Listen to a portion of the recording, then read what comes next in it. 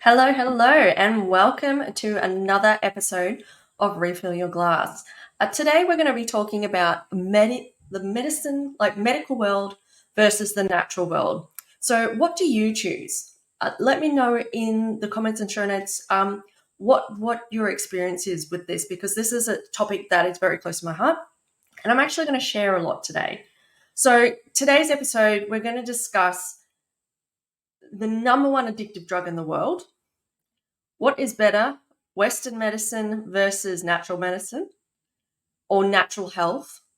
And does a holistic approach work? Why is there a rising trend in natural modalities?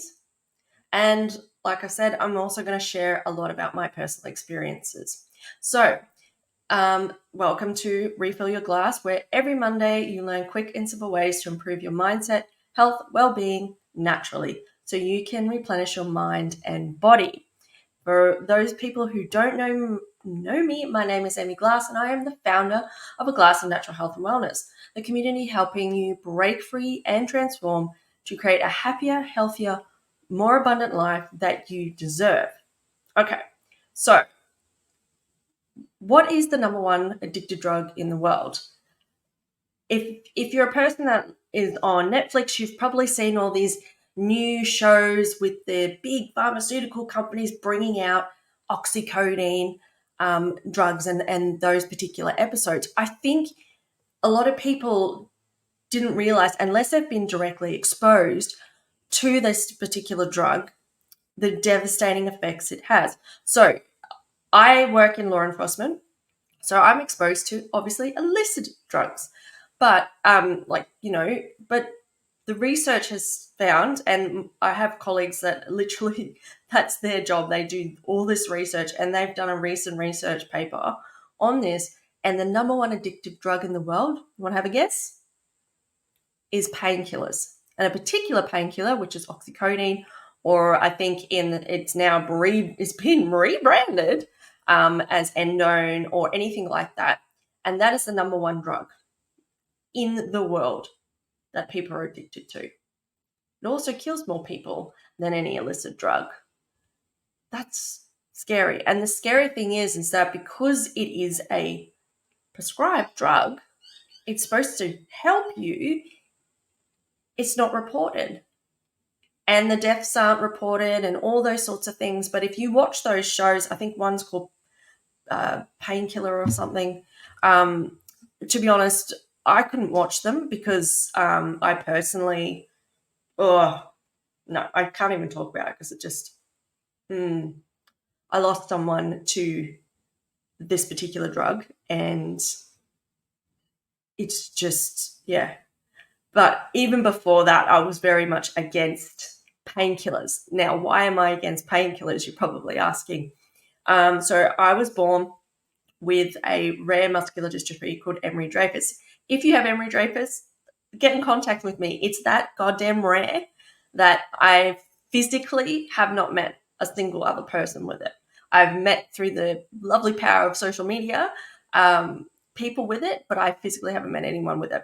It's super rare. So as you can imagine, I was exposed to the medical world from a pretty early age. I was the first worst child ever. My poor parents. But you know, it's a degenerative condition. So when I was younger, I had it affects. So rewind a little bit, a bit of a background on it. It basically affects all muscles. So that includes your heart, that includes your lungs, that includes your stomach, all the things like. So I had very bad lungs when I was born, and so I had bad reflux and all that. So bad stomach. I've always had issues with that, right? Always issues. So, but I wasn't diagnosed with the condition until I was 14 years old. 14 years, right? I'd had massive surgery when I was 11 in order to walk properly, which is a whole nother topic. So I was exposed to high painkillers then, and and pretty much from age 2, as long as I can remember, it's kind of been poked and prodded and tried to figure out what was actually wrong with me and get a diagnosis. And since then, it's been pretty much, because it's rare, it's a, oh, you have this symptom, we'll try this and let's see what happens. Crap. So this all changed for me personally. I'm going to be talking about basically my personal experience with this. So if you're a person, if I'm not going to start going into facts about how good Western medicine versus natural medicine, and this is my personal account of being exposed to both worlds all my life. So as you, so basically, like I said, I had big surgery when I was 11, and that caused a lot of trauma that I'm currently dealing with now, and it and with I think if you're a person with a chronic illness, especially if that chronic illness causes pain. Now you can write to me and complain or whatever, but I, having a psych background, know that it takes a significant mental toll on you. Now, I'm not acute. I'm not saying that as soon as you have a chronic illness, you have mental health problems. But I personally have suffered mental health problems because of chronic pain. But the thing, when you think about it, if your body doesn't feel right, this ain't going to work properly because they're connected, and vice versa. If this is not going good, this ain't going good.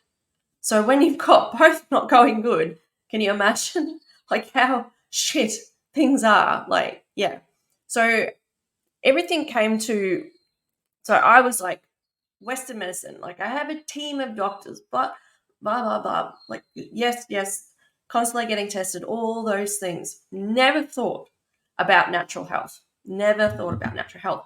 But like, luckily, I was born. My parents were very healthy people, very fit people. So I did grow up, exercising and eating healthy and all that sort of stuff. So I had that kind of knowledge and information. But this all changed in 2009, and I was extremely sick. The doctors could not figure out why. They could not figure out what was going on. I was in and out of hospital all the time. My lungs were filling up with fluid, and I it was like they put me on so many drugs, so many things just to try. It's just guinea pig, guinea pig, guinea pig, guinea pig, and it was like, oh, we'll just try that. That didn't work, so we'll just try this. Oh, that didn't work, then we'll just try this. And it was getting to a point where it was. I honestly thought that I was mentally ill because if the doctors couldn't figure out what was wrong with me, clearly I've just made this all up. And I was getting very suicidal and just, yeah, it was just really, really horrible. And I was so sick and just wanted it to end, like most people with seriously chronic illnesses. And you just want to feel better. Hey, you really just want to feel better. So I don't even know how or whether it was, a little angel touched me on the shoulder or whatever. But I decided, you know what? The Western world, the Western medicine isn't working. I'm going to try the natural way. I'm going to try a different path, think outside the box. So I did a little bit of research, found this wonderful naturopath who I still see today. And I have been seeing her off and on since 2009. And I engaged back with her last year because my health declined again due to stress. And because if you've been following me for a little bit, my son was very ill. He had cancer. He eventually passed away. So it was very, very stressful and my health was suffering. So I'm a big internalizer. I'm working on those things. But so I found her and so I was sick, like that time, that 2009, I was sick for a whole year, in and out of hospital. I was doing uni, I was studying at the time, or college if you're an American, and obviously stressed out of my freaking head and in so much pain. I was just so, so sick, checking myself at a hospital to go to do tests and stuff so I would pass my degrees. And yeah, and I found her, and yeah, it took a little bit, but eventually I got better. I got so much better, and my health went back to normal. and I was feeling really good. And then I probably engaged her again when my condition got a little bit worse. But basically, from then on, what she taught me, I started engaging in the natural health world. Now, I still have a team of doctors. I have a cardiologist, a lung specialist, physios, all those things, and they are fantastic. And this is not a diss on the Western world of medicine, not at all. I think they're incredible and they are amazing at what they know and what they do. What I'm trying to say is that I found that using both, has extremely helped me. And especially in the last, so my son passed away in April. So pretty much since just before March last year, I started seeing the naturopath again full time. And then I started engaging in a few other things. But I even took it up a notch in October, sorry, and I decided that I would study sound healing. Now, sound healing was never on my radar. Never, ever, ever. Like, I am a criminologist. That is my job. That is my degree. I have been in that world for 14 years this year. So it's not like I'm a newbie, and I've been exposed to quite, that world for such a long period of time, and I'm very analytical and all those sorts of things. So sound healing was never on my radar. However, it kept coming up. Now, I was told to meditate to try and reduce my stress because my chronic stress levels were causing chronic pain levels. And because I am so against pain medicine, which I mentioned before, I lost a family member to painkillers. I've witnessed it in my job, the devastating effects. I've witnessed it in 2007. I was seeing a pain specialist, and that particular specialist put me into not a clinic. It was kind of like a 2-week stay with other people, to learn to manage our pain levels. And everyone in this group, I think there was about 10 of us, 10, 15 of us, they were all on extremely high levels of painkillers. And I was not on anything. And they were gobsmacked. For someone who has chronic pain, they were gobsmacked. And I said, well, I manage it through diet, exercise, and that. But I'm not saying I don't have bad days. I have pain cycles. I have bad days, and when I am in those bad days, I try all the natural methods first. If that doesn't work, or if I just really cannot cope, because mentally it's taking its toll, I'll take ibuprofen and Panadol and stuff like that. But I don't take anything stronger than that, and plus it affects me so much more now that I stopped taking them, because I used to take them all the time. Like, I was always taking drugs, and I used to, probably as a teen or as a young adult, I used to use alcohol to try and numb the pain, all that sort of stuff. So, I've been there, done that, done all the things, and I am in less pain now, even though my condition is, according to my doctors, is progressing. I'm fighting that, by the way.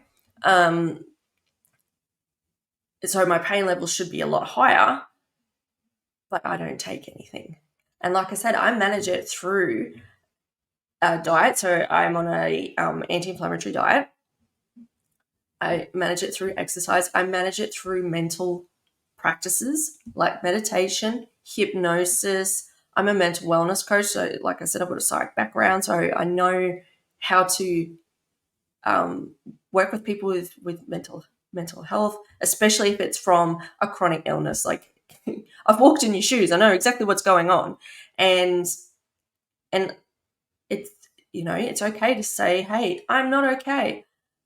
Because if this ain't great, this ain't great. It just goes hand in hand.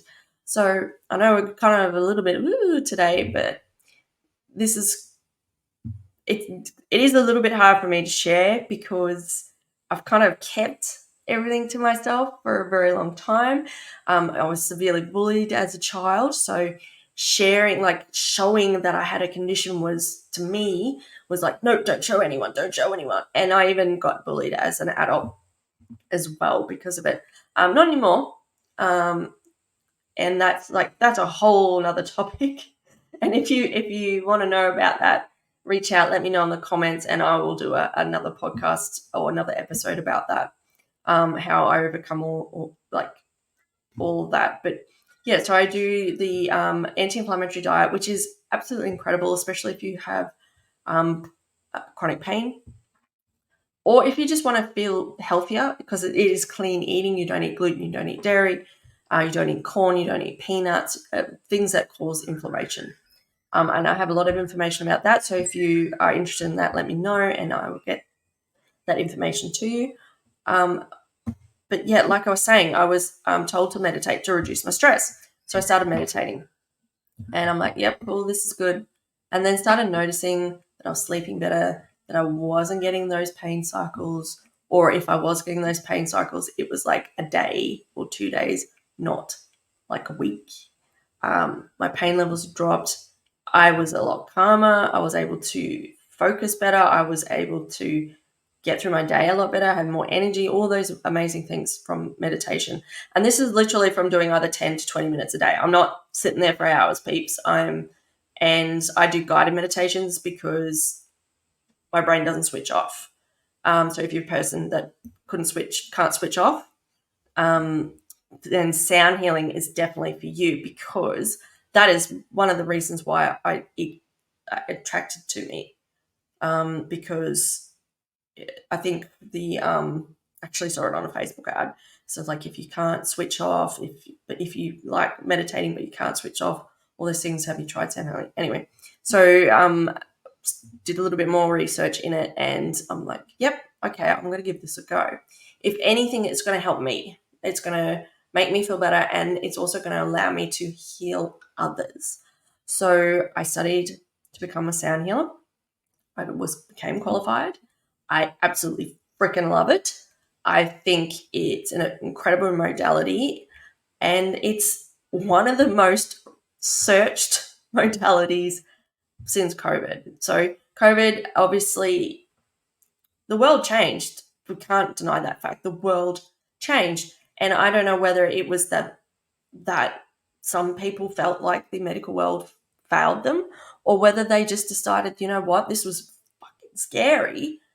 I want to look after myself better. So they started researching. So even like crystals, the research, like someone Googling crystals, gone up 300%. People buying crystals went up 300%. People looking for Reiki healers, 300%. People that looking for sound healers went up at least 300%. It's probably even more now. And there's no coincidence to that. Like, people are going, hey, we know that the medical world's fantastic, it's great, blah, blah, blah, but we want to look at the ways that have been around for thousands of years and are still working today. So we want to combine them. And I'm a big believer of combining holistic approach, both mind, body, Western world of medicine, natural world, all of that. Combine it all and find what works best for you. Because it's only when you and you're individual. So what works for me might not work for you, but we can have common ground, right? We can have common ground. So how sound healing works, and I don't know if you can see it in my background. Let me just double. You can see one bowl behind me. Yeah, good. And you see another bowl behind me. So I've got crystal sound bowls. So you've got your different sound bowls. So a lot of people have heard like the Tibetan sound bowls. They've been around for centuries. And crystal sound bowls, they have the actual added benefit of being crystal, and they are incredible. And I will tell you that I have witnessed this directly. So, like I said, I've been seeing a naturopath. So this naturopath does live blood analysis. So she literally takes, she pricks your finger, takes a drop of blood and we put it under a microscope and we blow it up, right? So we can see it at a cellular level, what's going on in the body. It is incredible, especially if you're a person that loves this sort of medical stuff, which I do. And because I've been seeing her for so long and we're friends, she's been teaching me all about it. So as soon as the last time I saw her, as soon as I saw my blood, I'm like, oh, things aren't great. And she's like, yeah, things aren't great. So all my blood platelets had been stuck together and not good friends. And so at that time I had tuning forks. I had 2 tuning forks. I had my yin and yang tuning forks. And we're like, you know what, let's just see what it does. So we ding them and it goes for about 30 seconds, right? First time we did it, all the cells started vibrating. Like all the cells started vibrating. Second time we did it, the cells started separating. The blood platelets started separating, started moving, started doing what they were supposed to do. That was under a minute.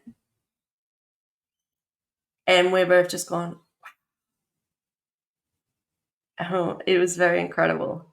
It was very incredible to witness and to watch. And I've like shared it with people who are in this world and they're like, that is so cool. See if you can get it recorded. So I'm going to ask if I can record it next time. But as you can see, if you can see all those colors in the background, they're my tuning forks. So I have tuning forks as well. I take my tuning forks to work. Like I said, I work in law enforcement, so I have police officers as colleagues, and they're tough and they're mentally resilient and they're incredible. And they're definitely not, a lot of them aren't very what you call woo-woo. And they love them. They're like, oh, this is so calming. Oh, wow, my stress levels have dropped very quickly. That's what it does. What sound healing does, so you've got your different brain waves, right? You've got your beta, which is your awake. You've got your alpha, which is your sort of like relaxed state. And then you've got your theta, which is your sleep, repair, regenerate state. And then you've got gamma, which is a new one that they've sort of thing. And that's like your monks. That's basically mind over matter, where you can walk on fire, that kind of stuff. Most people can't do that. Most people go from beta, alpha to theta. Now, most people, depending on how stressed they are, they go from beta, alpha, beta, alpha, beta, alpha, beta, alpha, and they're not getting into that theta healing. So you're not regenerating. Your cells aren't burning. So your body is basically not coping because you're not getting enough proper, deep, regenerative sleep. So what sound healing does is automatically put your brain into the alpha and then theta waves. Whether you have ADHD, it does it. Whether you cannot switch off because you have a crazy brain, it does it. It does it. And like I said, I have to have guided meditations because my brain doesn't switch off. I now learned how to just have music. But he is incredible. And I had a client recently and did a one-on-one with her. And yeah, she said, I can't switch off. I cannot switch off. She's so highly stressed. Been there, done that. Chronic stress.